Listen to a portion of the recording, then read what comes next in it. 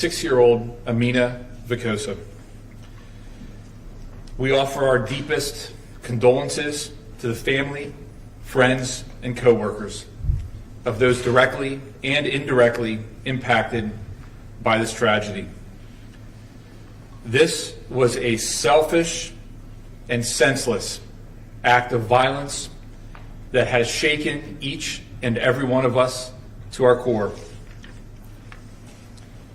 There's a tremendous amount of pain that is felt with those directly impacted, with those indirectly impacted, throughout multiple communities and states, and throughout law enforcement.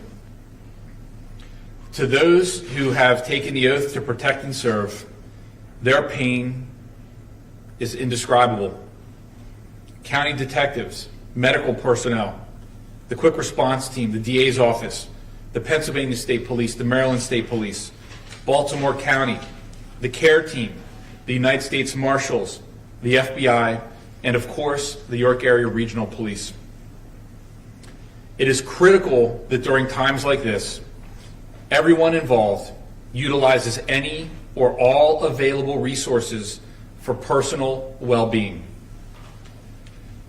Through this pain, as the elected district attorney, I have the added responsibility and duty to take this tragedy and analyze and determine what, if anything, can be done in the future to minimize the probability of events and tragedies like this occurring again.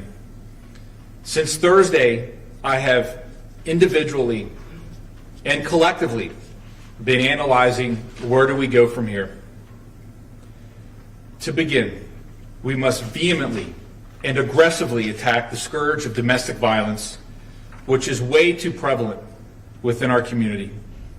Many homicides that have taken place over the years in York County began as incidents of domestic violence. At its origins, this horrific chain of events began as domestic violence, a sexual assault, and unlawful restraint and threats to kill. We must further support the York County Sexual Assault and Domestic Violence Task Force as they analyze and address the root causes of domestic violence. The work that they are doing is critical to us as a society, preventing the violence before it can take place, and law enforcement needs to act. Following consultation with leaders throughout law enforcement, my office, in collaboration with the York County Chiefs of Police Association, the CARE team, and others to include the York Area Regional Police Department, will immediately establish a committee to promptly review best practices and procedure and protocols for the safe execution of emergency protection from abuse orders and any other needs in safely enforcing the provisions of the laws regarding domestic violence. It's important for us all to remember that, unfortunately, the reality is that there is evil in this world. And on even the very best of days and circumstances, law enforcement cannot prevent every instance of evil or thwart every plan. There are many times that they do. But when tragedy occurs, we must identify any means that may exist to minimize outcomes such as this. Could anything be done different or better? Are there protocols that need to be in place? Is there technology that could be used that's not? Do laws need to be changed? These are all things that we must all face head on, and that is what we will do. Finally, I will briefly address right-to-know requests that have been filed regarding certain information. Pursuant to the right-to-know law, we will be disclosing that an individual filed a private criminal complaint on November 14th against the Chief of Police of the York Area Regional Police Department. This private complaint generally concerns the execution of the emergency PFA in this matter, given that I and members of my office have heard material statements concerning these allegations. I have referred the private criminal complaint to the Attorney General's office. The Attorney General has accepted jurisdiction in this matter, and accordingly, I cannot and will not discuss any further details regarding the private criminal complaint or any specific facts related to these allegations. Lastly, if I had the ability to address Gianna and Amina, I would quote to them the following: "How very quietly you tiptoed into our world. Silently, only for a moment you stayed. But what an imprint your footsteps have left upon our hearts." And with that, I'll take a few questions. I'd like to remind everyone that due to this part of this now being within the jurisdiction of the Attorney General's office, I will not be able to comment any further at all. So if there's any questions that I can answer, I will. David, legally, would you have needed a search warrant to search the house if it's solely owned by the mother without any other person on the deed? Could she have given consent to the search even without a search warrant? So I don't mind answering questions like that, but the problem is, I don't have all the facts pertaining the deed and things of that nature, and I don't think that it would be proper for me to render some legal opinion based on information that I just don't have at this point. So I'm sorry, but I can't answer that question. Did police consider arresting Robert Vicosa on charges of terroristic threats and false imprisonment earlier? Those questions have to go to the York Area Regional Police Department. That's where those questions would have to go. I mean, those are questions of strategy. Those are questions of tactics, and those are things that I'm not in a position to answer. Yes. At what point did you guys, did the district attorney's office get involved in the case?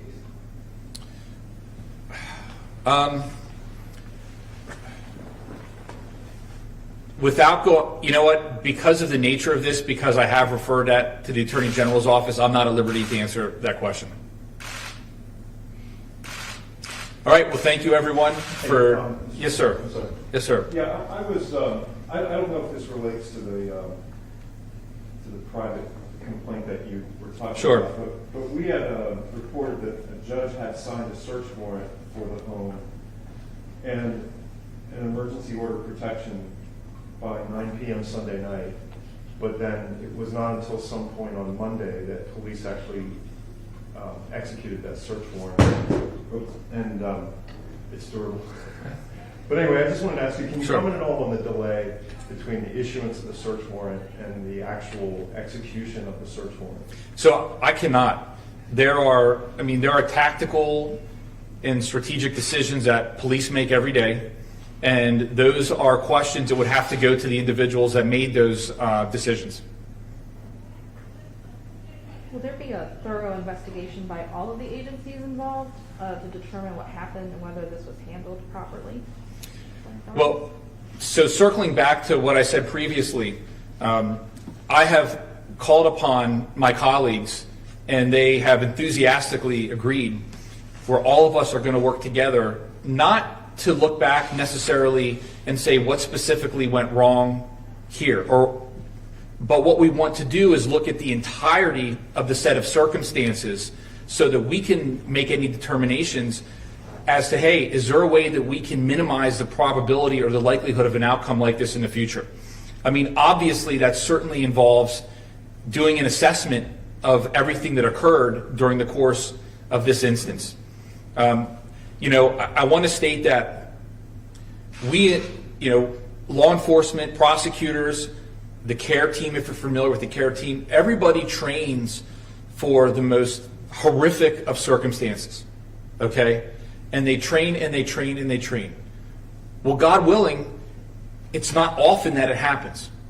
So when it does happen, we have a duty to take a deep dive into the entire situation in an effort to identify areas where we could minimize the probability of an outcome like this in the future. And I want to go back to what I said earlier. It is a reality of human existence that there are evil things that happen. And I can tell you that police, prosecutors, the medical community, everyone that's involved in circumstances like this, they do everything they can to train and be prepared for it. There are times when police will be able to identify and thwart something horrific before it happens. There are times where they can't. But that being said, we have a duty as public officials, as people that have taken the oath to protect and serve, to take a deep dive into circumstances like this, to understand what happened, to understand, when it happened, to understand the different choices that were made, and to look and see what can we do so that in the future, if something like this happens, we can be in a chance to minimize the probability of a tragic outcome like this. Yes, sir. Mr. Sunday, will that be done? Will you be using any kind of like outside consultant or outside independent review agency to participate in that look back and that lesson learned kind of thing? So that's a great question. And what I can say, because remember, this is fluid and we're only within days of this happening. I reached out to the Police Chiefs Association and I talked to them about my desire for us all to sit down and find a way, and they enthusiastically, absolutely, we want to participate with this. The York Area Regional Police Department actively wants to participate in this because we're all in this for the right reason and for the same reason. Now, as we sit down together and we decide what the best path is, I can't tell you at this point what that will be for us, right? Be that someone outside of the chiefs and myself, that's something that we're going to have to determine as we work through this process. This is the purpose for this, again, is to analyze what happened and to figure out ways that we can minimize the potential for horrific outcomes like this in the future. I know that when I was in the military, for my years in the Navy, when something would happen that went wrong, we always looked into it. We always worked through it and determined if there are ways that we could minimize that outcome in the future, even if the likelihood of us preventing it is low. So thank you very much. Mr. Sunday, I have like two more, and I just wanted to ask you, can you enlighten us at all on the relationship between Tia Bynum and Mr. Vicosa at this point? Because that seems like one of the gray areas in the story is just sort of like, why would this woman who otherwise had a career with Baltimore County Police, why would she kind of put that all aside and join this guy on this rampage? And quite frankly, there are a lot of facts here that we all would like to know. And I can tell you that's not something I can speak to. I know that the Maryland authorities are continuing this investigation. And I would direct any specific questions factually related to the incident from last week to them. And my last is just, with given your interest in this kind of an after-action study of the incident, should people take from that obviously nobody wanted this to happen this way, to end up this way and everything, but the fact that you are so committed to that, should people take or infer a reading from that yes, there's an acknowledgement that this wasn't handled as best as it could be? No. This is an acknowledgement that this situation is so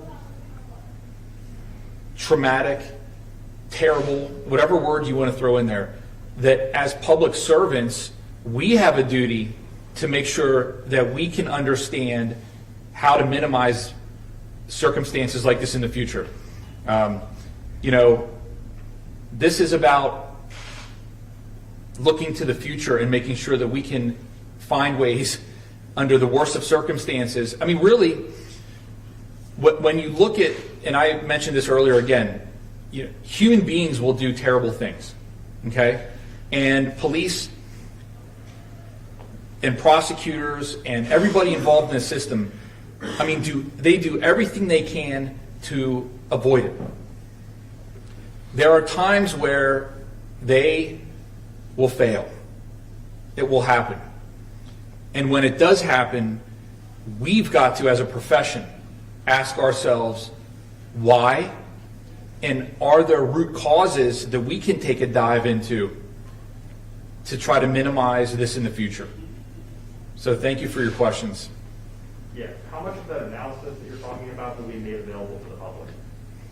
At this point, I can't comment on that yet, and the reason for that is because, we're just putting this together. And I will have to sit down with the Police Chiefs Association, and we'll have to go through it. I mean, it really depends. Clearly, when we look at what we can do moving forward, we certainly want to communicate to the public everything that we can communicate. So to answer your question, that's to be determined. But it will be made public at some point, do you think? I think that we will make public what we can by law. And there are things that we have to look into, and we haven't even had those conversations yet. The private complaint that was filed, you said the 14th. That's correct. At what point, that was last Sunday. At what point, like, 14th? It was the 15th, I'm sorry, it would have been the 15th. It was the 15th. I apologize, It yeah. was the Monday then. yeah. That's correct. Okay. Do you know at what point during day, night, kind of when that was, time of it? I personally don't have specific knowledge to that. But it was For definitely 15th. those, Sure. yes. So for those that have filed right to know requests, you'll see that document. So, all right. Thank you, everyone, for coming out today. I appreciate it. That's it. I have to return these books and I'll read them. I'll take it back right now. Back up. Let's go. Thank you. Steve, one last quick question.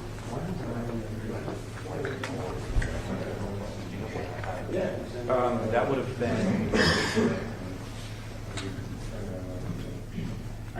What's today?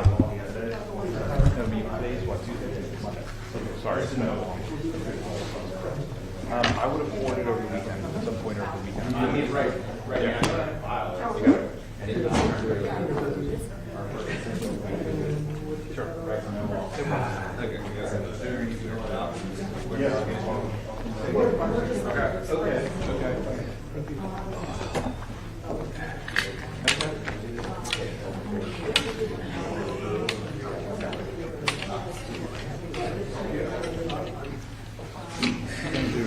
Meet you downstairs. Okay.